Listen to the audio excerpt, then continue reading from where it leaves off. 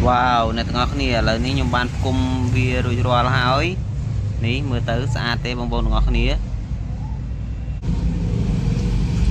xa na bông bông ngọc ní ơi xa men tên tên đông chỉ mùi nâng background old school ní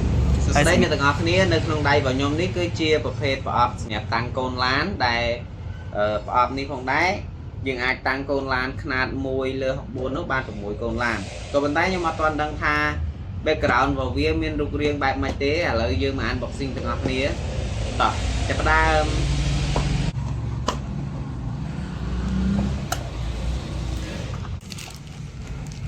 wow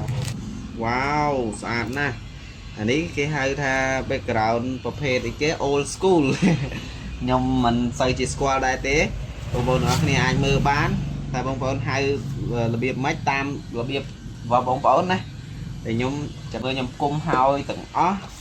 នេះกระดาษប្រភេទกระดาษណែនាំផងគេចាំមើលខ្ញុំគុំហើយទាំងអស់ចាំមើលថាតើវាស្អាតប៉ុណ្ណាណាតោះចាប់ផ្ដើមគុំបាទឥឡូវនេះខ្ញុំចាប់ផ្ដើមយកផ្នែកខាងផ្ទៃខាងបាតបាទផ្ទៃខាងបាតមកខ្ញុំយកជាងខាងក្រោយបាទ background ដែលមាននេះហ្នឹងរូប old school ហ្នឹងផ្នែកខាងក្រោយមានខ្សែភ្លើងសម្រាប់យើងតបញ្ចូលភ្លើងហ្នឹងហើយនេះផ្នែកចំហៀងបាទផ្នែកចំហៀងដែលមានគំនូរដូចគ្នាដាក់គុំនៅខាងក្រោយនេះយើងមានខ្សែភ្លើងមួយខ្សែហើយដំបូលខាងលើនេះដែលខ្ញុំកំពុងតែកាន់នេះក៏មានតខ្សែភ្លើងមួយខ្សែទៀតដែរអញ្ចឹងនៅពេលដែលយើងតភ្ជាប់ជាមួយនឹងភ្លើងរបស់យើងចូលមកយើងតតែមួយសរសៃមកហើយខ្សែទាំងពីរហ្នឹងគឺយើងមានដុយសម្រាប់តបញ្ចូលគ្នាណាអ្នកទាំងអស់គ្នាអញ្ចឹងយើងដោតពីភ្លើងមកតែមួយសរសៃទេហើយប្របែកមានខ្នែងប្របែកនៅនឹងលើប្រអប់នឹងតែម្ដងកំពុងចាប់ផ្ដើមគុំហើយវាថ្មីអញ្ចឹងយើងរៀងស្អិតបន្តិចតយើងធ្លាប់គុំវាបានពី3ដងទៅបានយើងដកទៅវារៀងធូរបន្តិចអានេះដោយសារថ្មីទាំងអស់ព្រោះយើងទៅតែ unboxing ពីប្រអប់មកមិញដែរចាំមើលតិចទៀតខ្ញុំគុំហើយអ្នកទាំងអស់គ្នា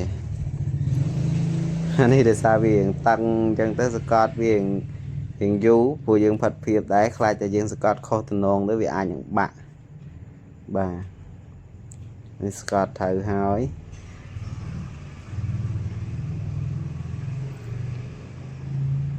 បាទយូរតិចហើយផាត់ព្រៀបហើយនេះជាងខាងនេះគឺយើងដាក់ជាកញ្ចក់ថ្លាអ្នកទាំងអស់គ្នាដោយសារដើម្បីឲ្យយើងមើលពីចំហៀងបាននិងពីខាងមុខបានអញ្ចឹងផ្នែកចំហៀងគឺកញ្ចក់ថ្លាហើយនឹងផ្នែកខាងមុខក៏កញ្ចក់ថ្លាពណ៌សដែរនេះខ្ញុំធ្វើការបកស្កុតចេញដើម្បីឲ្យយើងមើលទៅឃើញផ្ទៃខាងក្នុងនេះគុំយកដាក់តាំងខ្លួនឯងនៅកន្លែងលើតុហ្នឹងតែម្ដងនេះអូសកតនេះឈលឥឡូវយើងប្រហើបវាបន្តិចវិញដើម្បីដាក់កញ្ចក់ចំហៀងចូលអ្នកទាំងអស់គ្នាបើសិនជាការធ្វើអត្ថាធិប្បាយរឿងអត្តអតុបទៅកុំប្រកែកម្មការដោយសារនេះជាលើកទី1ដែរសម្រាប់ខ្ញុំក្នុងការ review ប្រភេទរបស់លេងបែបហ្នឹងតោះអានេះគឺផ្នែកផ្ទៃខាងមុខមកធ្វើការបកស្កុតដែរ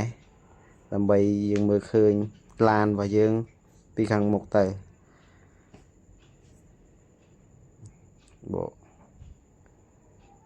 បើយើងអត់ដាក់ស្កុតចឹងទេវាឆ្កូតចឹងគេអ៊ុតស្កុតមកហើយយើងពេលយើងគុំតើយើងបកចឹង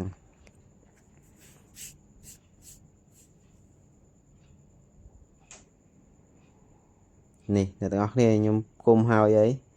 ឃើញថាស្អាតបដាហើយចាំមើលតិចទៀតខ្ញុំតភ្លើងឲ្យអ្នកទាំងអស់គ្នាមើលនេះខ្ញុំតភ្លើងចូលយ៉ាងមិនដែរអ្នកទាំងអស់គ្នាស្អាតទេ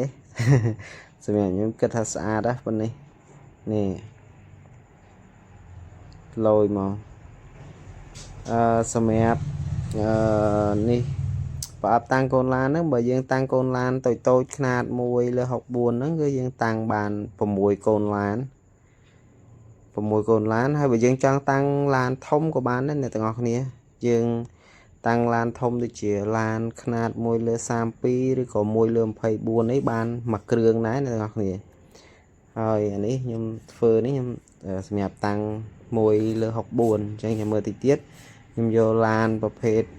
ឡាន164មកតម្រៀបឲ្យអ្នកទាំងអស់គ្នាមើលនេះខ្ញុំតាំង4គ្រឿងប៉ុន្តែវានៅសល់កន្លែងទៀតចឹងយើងអាចដាក់ប្រភេទដូចជាកូនមនុស្សឬក៏យើងតាំងបានថែមឡានថែមបាន2គ្រឿងអីទៀតព្រោះនៅសល់កន្លែងច្រើនដែរយើងតាំងកូនមនុស្សតាំងដូចថាតុកអង្គុយលេងកៅអីអីចឹង